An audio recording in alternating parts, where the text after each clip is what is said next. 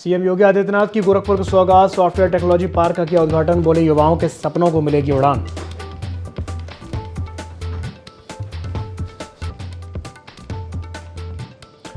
पश्चिमी युद्ध संकट पर बोले सीएम योगी आदित्यनाथ, युद्ध से पूरी दुनिया प्रभावित, हमें मानसिक रूप से तैयार रहना होगा।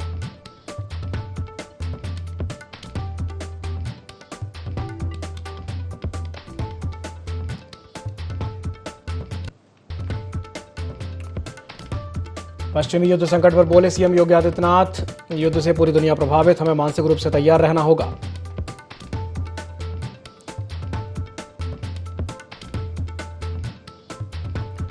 निवेश समझौतों को लेकर के अखिलेश का योगी सरकार पर निशाना, कहा सभी एमओयू की जांच की जाए, यूपी से बीजेपी का सफाया सपा का लक्ष्य।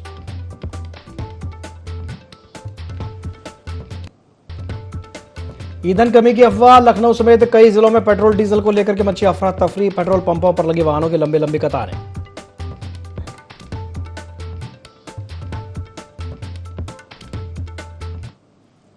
नमस्कार, IND24 में आप सभी का स्वागत है। मैं हूं आपके साथ दिव्यांशु जोशी। तो मुख्यमंत्री योगी आदित्यनाथ ने गोरखपुर में सॉफ्टवेयर टेक्नोलॉजी पार्क सेंटर का उद्घाटन किया। यह केंद्र स्टार्टअप शुरू करने वाले युवाओं को तकनीक और इंफ्रास्ट्रक्चर सपोर्ट देगा। इस मौके पर सीएम योगी ने कहा कि यह परियोजना पूर्वी यूपी के युवाओं के सपनों को नई उड़ान देगी और क्षेत्र के IT विकास को गति मिलेगी। और इसके साथ ही सीएम योगी ने पश्चिमी युद्ध संकट पर कहा कि युद्ध से पूरी दुनिया प्रभावित है, युद्ध लंबा चला तो इससे हर कोई प्रभावित होगा, हमें मानसिक रूप से तैयार रहना होगा। गैस सिलेंडर को लेकर सीएम योगी ने कहा कि हमने सभी जिलों से कहा है कि पहले की तरह ही रसोई गैस का सिलेंडर घर पर पहुंचाया जाए, लाइन लगाने की कोई जरूरत नहीं है, लेकिन कुछ लोग अफवाह फैलाकर माहौल खराब करना चाहते हैं। सीएम योगी ने कहा कि देश में सब कुछ अच्छा है, नया भारत विरासत और विकास दोनों में विश्वास रखता है।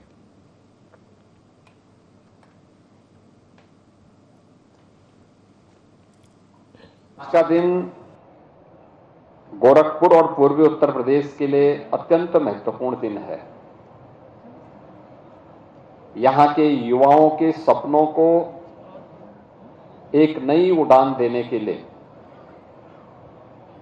देश के यशस्वी प्रधानमंत्री नरेंद्र मोदी जी ने जिस सॉफ्ट स्किल को एक नई प्लेटफॉर्म उपलब्ध करवाया है, उस प्लेटफॉर्म की एक महत्वपूर्ण कड़ी है ये सॉफ्टवेयर टेक्नोलॉजी पार्क। ये इस फील्ड की सबसे बड़ी विशेषता है कि स्टार्टअप इस फील्ड में चलाने वाला व्यक्ति और केवल अपना कंप्यूटर लेकर के वहां जाएगा, बाकी उसको जगह की चिंता नहीं करनी है, उसको विद्युत कनेक्शन की चिंता नहीं करनी है,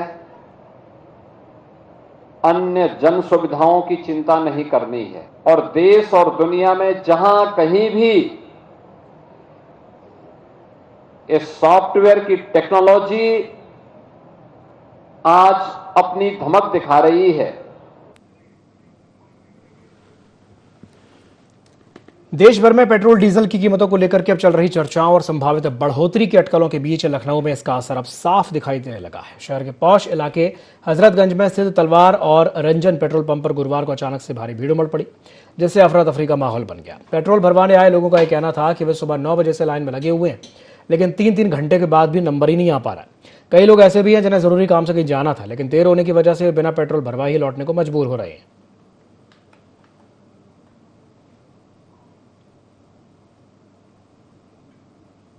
देश भर में चल रही पेट्रोल और डीजल की चर्चाओं को संभावित में देखते हुए अब इसका असर राजधानी लखनऊ में भी देखने को मिल रहा है। आपको बता दें कि कल रात से ही राजधानी लखनऊ के कई प्रमुख ऐसे पेट्रोल पंप हैं जहां पर काफी भीड़ देखने को मिली है। अभी की अगर बात कर ली जाए तो पेट्रोल पंपों पर पेट्रोल खत्म हो चुका है। इस वक्त हमारी जो मौजूदगी है राजधानी लखनऊ के हजरतगंज पौष इलाके की है। यहाँ पे आप तस्वीरों में देख सकते हैं सिर्फ गाड़ियों में डीजल जो है डाला जा रहा है, पेट्रोल पूरी तरीके से खत्म हो चुका है। शहर के पौष इलाकों जैसे हजरतगंज स्थित तमाम ऐसी जगह है जहां पर पूरी तरीके से अफरा तफरी का माहौल अब बन चुका है। पेट्रोल भरवाने आए लोगों का कहना है कि सुबह 9 बजे से लाइन में लगे हैं, लेकिन 3 घंटे के बाद भी नंबर नहीं आ रहा है। लेकिन अब देख लिया जाए तो इसका असर अब राजधानी लखनऊ में साफ देखने को मिल रहा है। लोग लंबी लंबी कतारें लगाकर पेट्रोल भरा रहे हैं। कई पेट्रोल टंकियां ऐसी हैं जहां पर पेट्रोल जो है खत्म हो चुका है, पेट्रोल नहीं दिया जा रहा है। तो आप तस्वीरों में इधर ये देख सकते हैं, लोग गैलन में भर भर के जो है डीजल ले जा रहे हैं। जो धारक है उनको जो है वापस किया जा रहा है कि पेट्रोल टंकी पे खत्म हो चुका है, लेकिन देख लिया जाए। लेकिन अब जिस तरह से जो अफवाह देखने को मिलती उसका असर अब लेकिन राजधानी में साफ देखने को मिल रहा है। कई ऐसे जो पेट्रोल पंप है जहां पर पेट्रोल धारकों को लोगों को पेट्रोल नहीं दिया रहा है, उसको देखते हुए कई गाड़ियां ऐसी हैं जिनको जो है वापस किया जा रहा है। पेट्रोल खत्म हो चुका है, परेशान हो रहे हैं, पेट्रोल डलाने आए हैं, क्या कहेंगे? हाँ भैया, क्या करें, पेट्रोल नहीं मिल रहा है भैया। हम लोग ड्यूटी कैसे करेंगे बगैर ड्यूटी? भैया जाओ तो मालिक पे मिलता है। अब यहाँ है लाइन में, अब आज ये 5वीं टंकी देखने के बाद कितने पेट्रोल पंप पे गए जहां आपको भी पेट्रोल नहीं मिला? 5 टंकी बाद 6ठी टंकी पे आया हूँ, पेट्रोल नहीं मिल पा रहा है। जो जनता है वो पूरी तरीके से अब परेशान हो चुकी है। कई ऐसी टंकियों पे लोग जा रहे हैं लेकिन उनको पेट्रोल वहाँ पे नहीं मिल रहा है, उनको जो है वापस भेजा जा रहा है। इसका असर राजधानी में अब साफ देखने को मिल रहा है। लेकिन अब सबसे बड़ा सवाल ये खड़ा हो रहा है कि यहाँ के लोगों का जो स्टाफ है उनका ये भी कहना है कि पेट्रोल अभी नहीं, शाम को आप आके भरवा सकते हैं। लेकिन अब इसका असर देख लिया जाए तो राजधानी के कई ऐसे पेट्रोल पंप हैं वहाँ देखने को साफ दिखाई दे रहा है। कैमरा पर्सन संदीप चौहान के साथ नदीम खान, IAN24 लखनऊ। सीएम योगी आदित्यनाथ ने गोरखपुर में गोरखनाथ मंदिर परिसर में आयोजित जनता दर्शन में करीब 200 लोगों की समस्याओं को सुना। उन्होंने अधिकारियों को निर्देश दिए कि हर शिकायत का त्वरित, निष्पक्ष और संतोषजनक समाधान सुनिश्चित किया जाए। सीएम ने लोगों को भरोसा दिलाया कि किसी के भी साथ अन्याय नहीं होगा और हर समस्या पर प्रभावी कार्रवाई होगी। जमीन कब्जे और अपराध से जुड़े मामलों में सख्त कार्रवाई के निर्देश दिए गए। साथ ही इलाज के लिए आए जरूरतमंदों को आर्थिक मदद का आश्वासन भी दिया गया।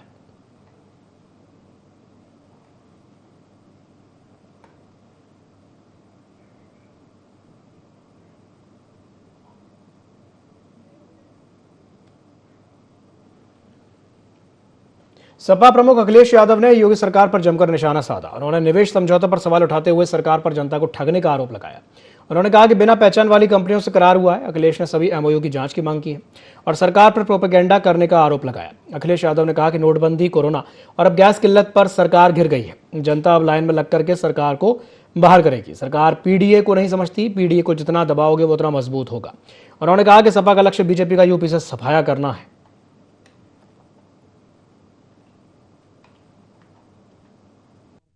ही उनकी पोल खुल गई थी एक MOU को लेकर के।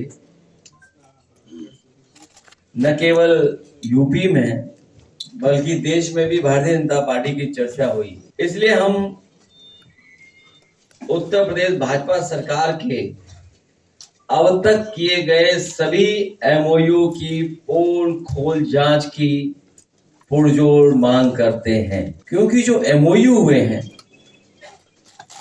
उन कंपनियों से हुए हैं जिन कंपनियों का कोई आधार नहीं था, केवल उत्तर प्रदेश की जनता को धोखा देने के लिए और एक माहौल बनाने के लिए, झूठ बोलने में नंबर 1। और ये बात तो ट्वीट पढ़ने के बाद ही पता लग गया कि मुख्यमंत्री जी ने खुद नहीं लिखा है। उनसे क्या उम्मीद करेंगे वो तब जब सरकार का समय खत्म हो गया है। देखने को मिल रहा है कि भाजपा सरकार में लाइन के सिवा कुछ मिला क्या है।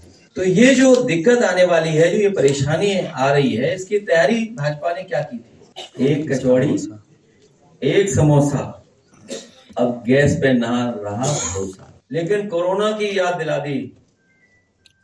इसलिए मैं कहना चाहता हूं कि भारतीय जनता पार्टी ने लाइन के सिवा कुछ नहीं दिया। कोई भी इनका फैसला है, हमें आपको सबको लाइन में लगा देते हैं। लेकिन इस बार जनता ने भी मन बना लिया है कि लाइन में लग करके इनका सफाया करने का काम करेंगे, और वही है, इसीलिए PDA से घबराए हुए हैं।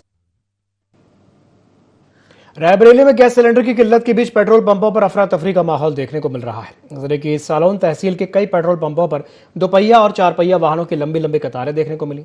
स्थानीय लोगों का यह कहना है कि हालात अब ऐसे हो गए हैं कि पेट्रोल डीजल मिल ही नहीं पा रहा है। इसके बाद अफवाह फैली कि अब ईंधन की कमी हो गई है। ईंधन के न मिलने से लोगों की पेट्रोल पंप पर भीड़ देखने को मिल रही है।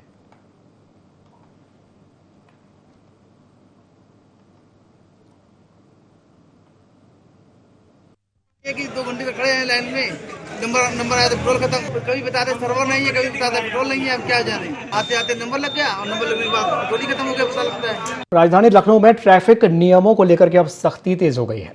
ट्रैफिक एसीपी अभिनव यादव के नेतृत्व में थाना चौक क्षेत्र के टीले वाली मस्जिद चौराहे पर अचानक से बड़े चेकिंग अभियान के दौरान अवैध डग्गा मार वाहन, काली फिल्म लगी 4 पहिया गाड़ियां और नियम तोड़ रहे 2 पहिया वाहन चालकों पर सख्त कार्रवाई की गई।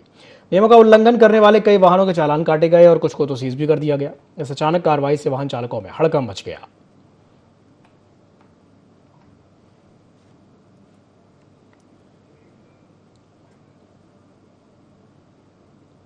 खबर बांदा से है, जहां कांग्रेस जिलाध्यक्ष राजेश दीक्षित के 1 वर्ष पूरे होने के उपलक्ष्य में कांग्रेस पदाधिकारियों के द्वारा सम्मान समारोह आयोजित किया गया, जिसमें उनका स्वागत किया गया। इस अवसर पर उन्होंने कहा कि प्रदेश और राष्ट्रीय नेतृत्व के द्वारा तीसरी बार जिलाध्यक्ष पद की कमान सौंपी गई है। अंत में उन्होंने ये भी कहा कि मैं कांग्रेस जिलाध्यक्ष कम, मुझे एक कार्यकर्ता के रूप में जाना जाए।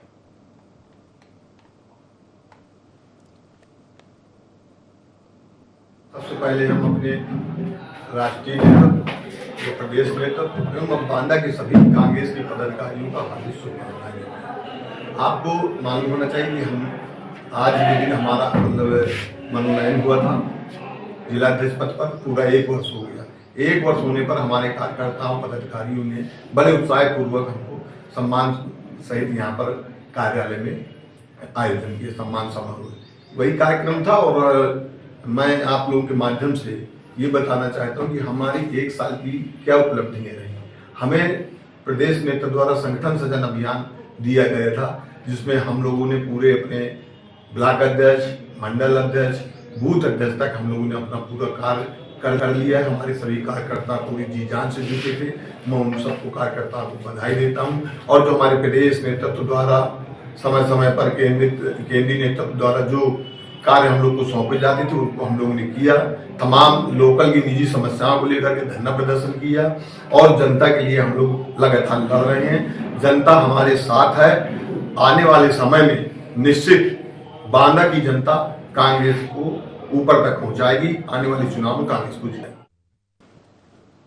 आगरा से एक चौंकाने वाली खबर सामने आई है, जहां पर ताजगंज क्षेत्र के नीतिबाग गोबर चौकी में एक 8 साल की मासूम की बेरहमी से हत्या कर दी गई। कातिल ने हत्या के बाद मासूम की लाश को टीन के कस्तरने में छिपा दिया था। घरवाले और पुलिस बच्ची को हर जगह तलाश रहे थे, लेकिन जब शक होने पर पुलिस ने किराएदार के कमरे की तलाशी ली तो देखकर सब हैरान रह गए। टीन के कनस्टर के अंदर मासूम का शव लहूलुहान हालत में पड़ा था। जांच में सामने आया कि किराएदार वारदात के बाद खुद परिवार के साथ मिलकर बच्ची को ढूंढने का ढोंग करता रहा ताकि किसी को उस पर शक ना हो। जैसे ही सबको पता चला, आरोपी मौके से फरार हो गया। इलाके में भारी पुलिस बल तैनात किया गया है।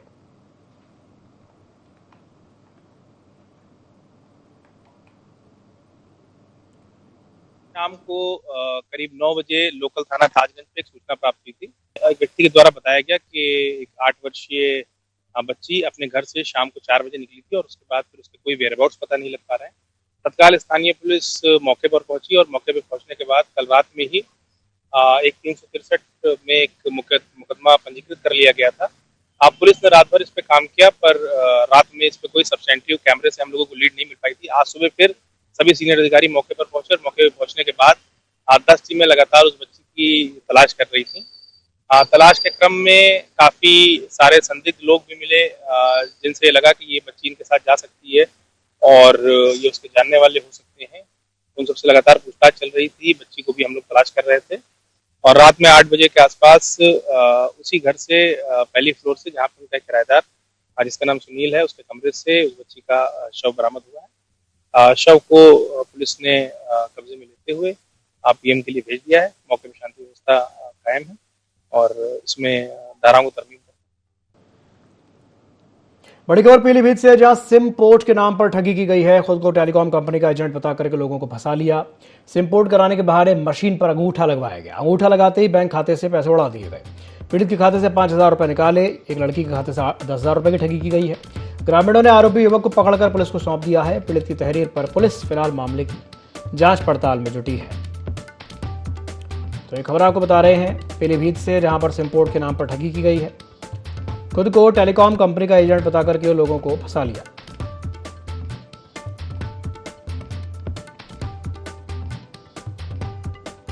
पवन कुमार हो बालक वो संकोट करती है, उसने बुलाया जाता संकोट कराई लो, हमने बताई थी तो इसके बहाना उन्होंने रुपया निकाल लिया। 5,000 रुपया हमारे घर आई दुकान थे, अंगूठा लगवाई लो, रुपया निकाल के चलो खाते मैसेज हुआ तो पता लगो। फिरोजाबाद के थाना रामगढ़ क्षेत्र में एक दर्दनाक हादसे में 15 साल के कैफ की मौत हो गई। अलीगढ़ से आई बारात में शामिल कैफ बस की खिड़की से गर्दन बाहर निकाले बैठा था। आकाशवाणी रोड पर चिकन शॉप के बाहर रखे मुर्गी के पिंजरे और निकले टीन से उसकी गर्दन टकरा गई, जिससे मौके पर ही उसकी मौत हो गई। हादसे के बाद बस चालक फरार हो गया। पुलिस ने शव को पोस्टमार्टम के लिए भेज करके जांच शुरू कर दी है।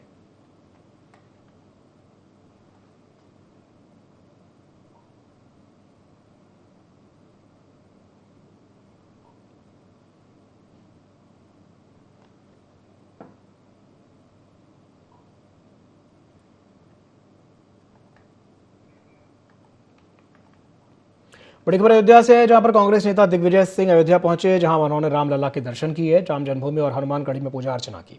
रामनवमी पर अयोध्या आना और सौभाग्य की बात उन्होंने कहा है और साथ ही कहा है कि मैंने मंदिर निर्माण का कभी विरोध नहीं किया और 1,11,000 का चंदा भी दिया है। अंतर्राष्ट्रीय मुद्दों पर टिप्पणी से उन्होंने इनकार कर दिया। अयोध्या पहुंचने पर कांग्रेस कार्यकर्ताओं ने उनका स्वागत किया।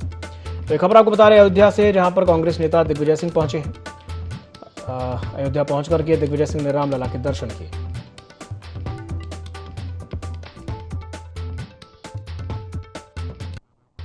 प्रभु राम की कृपा सब पर बनी। दर्शन करेंगे, हनुमानगढ़ी पे भी जाएंगे, रामलला देंगे। कभी नहीं विरोध किया मैंने कभी विरोध नहीं किया। मैंने तो चंदा दिया, मैंने दान दिया है 1,11,000 रुपये प्रभु राम की।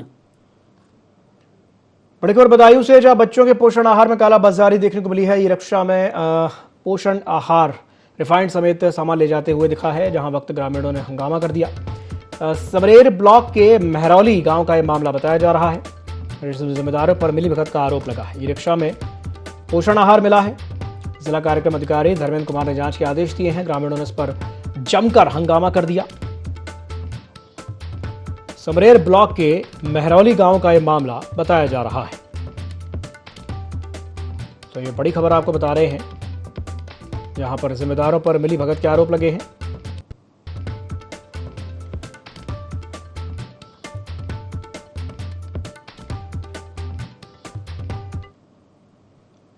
भदोही में मिशन शक्ति फेज 5.0 के तहत महिला सशक्तिकरण के लिए रन फॉर एम्पावरमेंट जागरूकता दौड़ का आयोजन किया गया। पुलिस अधीक्षक के निर्देशन में अपर पुलिस अधीक्षक शुभम अग्रवाल ने दुर्गागंज तिराहे से दौड़ को हरी झंडी दिखा करके रवाना किया। अभियान के तहत महिलाओं को सुरक्षा, आत्मनिर्भरता और हेल्पलाइन सेवाओं की भी जानकारी दी जा रही है।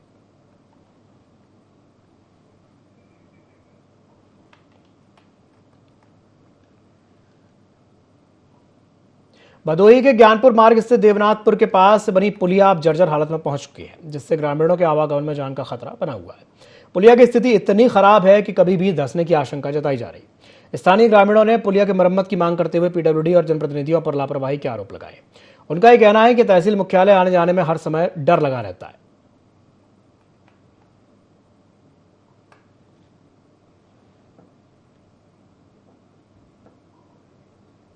यहाँ पर देख सकते हैं कि किस प्रकार से बना है, जान हानि की शंका बनी रहती है। और मैं आपको दिखा दूं, ये 3 से 4 महीने पहले ये पुल बना हुआ है, लेकिन आज स्थिति ये बनी हुई है कि कभी भी किसी भी समय कोई भी जान हानि यहाँ पर हो सकती है। ये आपको मैं बता दूं कि किस प्रकार से यहाँ पे देखिए फाटक बना हुआ है। ये देखिए किस प्रकार से फट गया है, रोड बनाया गया है और एक लोगों के लिए जान की एक समझ लीजिए दाव लगी हुई है। इस प्रकार से कोई भी यहाँ पर अनहोनी हो सकती है। ये पुल कितने दिनों से जो है बना हुआ है? ये काफी मतलब जब से नया बना ना, उसके 1 हफ्ता 10 दिन बाद ही डैमेज दिखना चालू हो गया। जी जी, 1 हफ्ता 10 दिन बाद। परसों रात में जयपुर से आया 10:30 बजे रात को, मुझे नहीं मालूम था ये और ज्यादा हो चुका है डैमेज। कि अगर आदमी थोड़ा भी बैलेंस रहे तो एक्सीडेंट 100% होने की संभावना है। अब ये पीडब्ल्यू की जाए, अब देखो ये जिसके अंतर्गत आता होगा वो उस पर इंक्वायरी अगर करवाया जाए तो सारी चिट्ठा खुल करके आ जाएगी। वो किस तरह से निर्माण करवाए तो उसका ये नतीजा देखने को मिल रहा है। सरकार पे भी आरोप लगा रही है, जहाँ सरकार हवा में बात कर रही है कि सड़कों को लेकर कहीं न कहीं बने, लेकिन यहाँ पर जो है ये मार्ग भदोही ज्ञानपुर मार्ग पर ये जो पुल बना हुआ है ये काफी जर्जर हो चुका है, ऐसा जो है ग्रामीणों का आरोप है। इस मार्ग पर कोई भी सांकेतिक जो है नहीं लगा हुआ है कि यहाँ पर लोग जो है सुरक्षित जा सके, अपने यात्रा में जा सके। कहीं भी वो निकलते हैं उस पर भी कोई संकेतिक नहीं लगा, ना इस पर लगा हुआ है भदोही की तरफ जाने के लिए, ना ज्ञानपुर के लिए लगा हुआ है। तो बने रहिए ING 24 के साथ। नमस्कार। खबर मैनपुरी से, जहां पर एक युवक की हत्या का मामला सामने आया है। मामला कोतवाली थाना क्षेत्र का है, जहां पर एक युवक की लाश मिलने से हड़कंप मच गया। पुलिस ने युवक का शव झाड़ियों से बरामद किया। युवक के गर्दन पर चोट के निशान पाए गए। मौके पर पहुंची पुलिस ने शव को कब्जे में लेकर पोस्टमार्टम के लिए भिजवा दिया है। पुलिस मामले की जांच में जुटी है।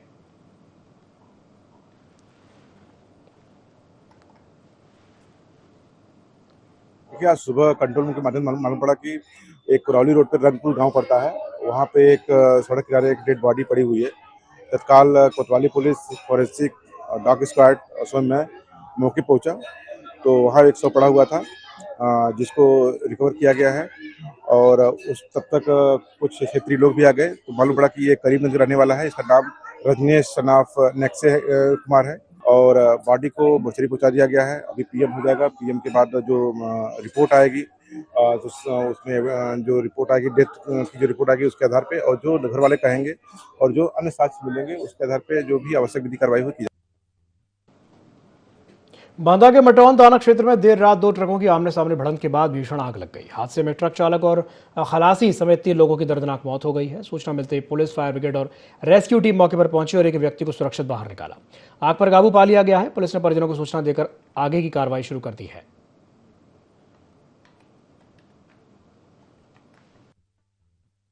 दिनांक 25-26 मार्च की रात में 2 ट्रक के बीच में भिड़ंत होने के कारण उन दोनों ही ट्रकों में आग लग गई।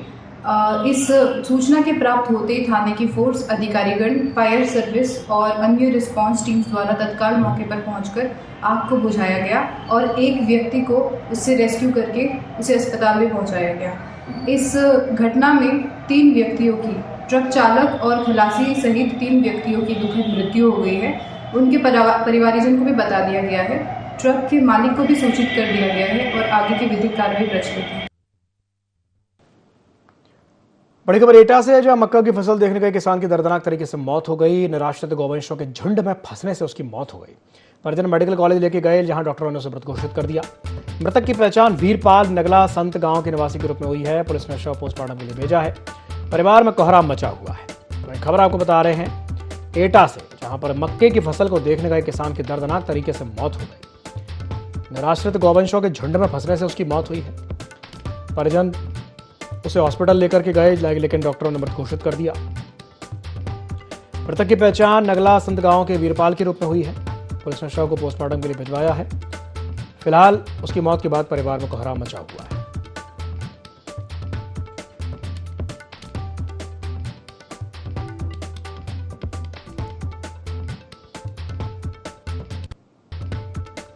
तो एटा में मक्के की फसल देखने गए किसान की दर्दनाक तरीके से मौत हो गई।